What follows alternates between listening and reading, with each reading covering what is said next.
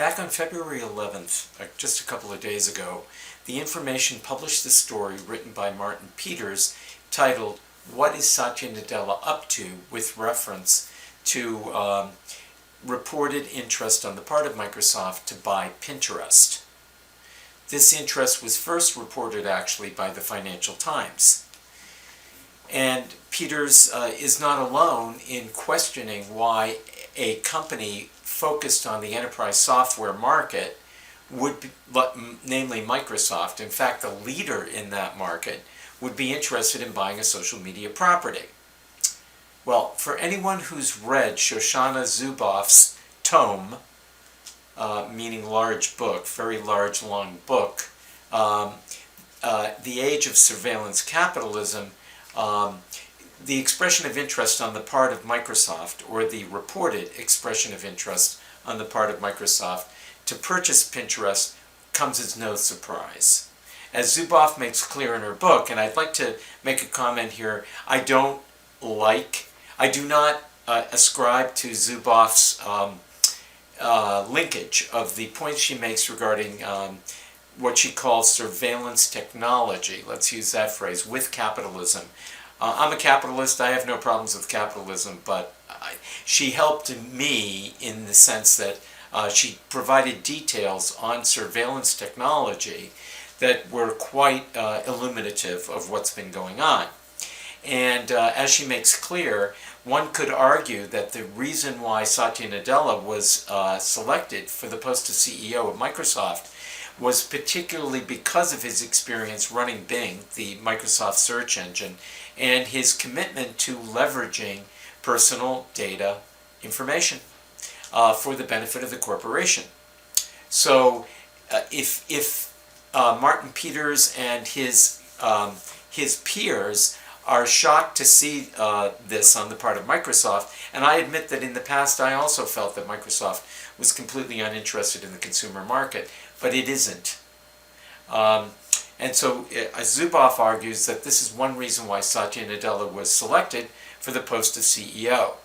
So what has this produced? It's produced something called Cortana. And what is this? The intention of Microsoft to leverage personal data and to exercise its right to mine and scrape that data from Windows 10 users, Windows users, which is an enormous population of people. And if anyone, as this screenshot from Microsoft Community Posting makes clear, it is exceptionally difficult for Windows 10 users to get rid of Microsoft Cortana. And one can argue it is not possible to actually get rid of Cortana. So Cortana is out there collecting all this data and information on how users are actually using the Windows system, regardless of whether the user is opted in to allowing Microsoft to use this data or not. Irregardless, Cortana is out there collecting the data.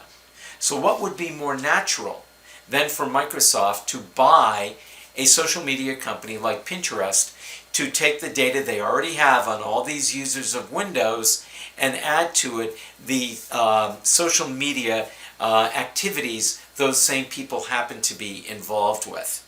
And you could also make the case that the purchase of LinkedIn in large part had to do with the same point. The ability to collect all this data on LinkedIn usage of people already known via Cortana and as users of Microsoft Windows 10.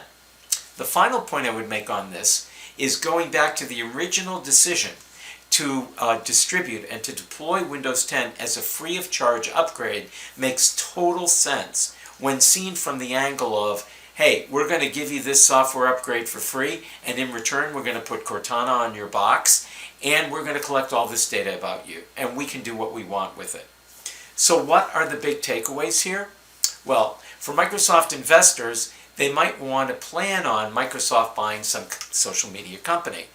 Microsoft has made it very clear over the last few years of their intention to get into the consumer market. You could argue with the debut of the Surface PCs, the Microsoft phone, which never made it, the new Microsoft phone, which is still struggling.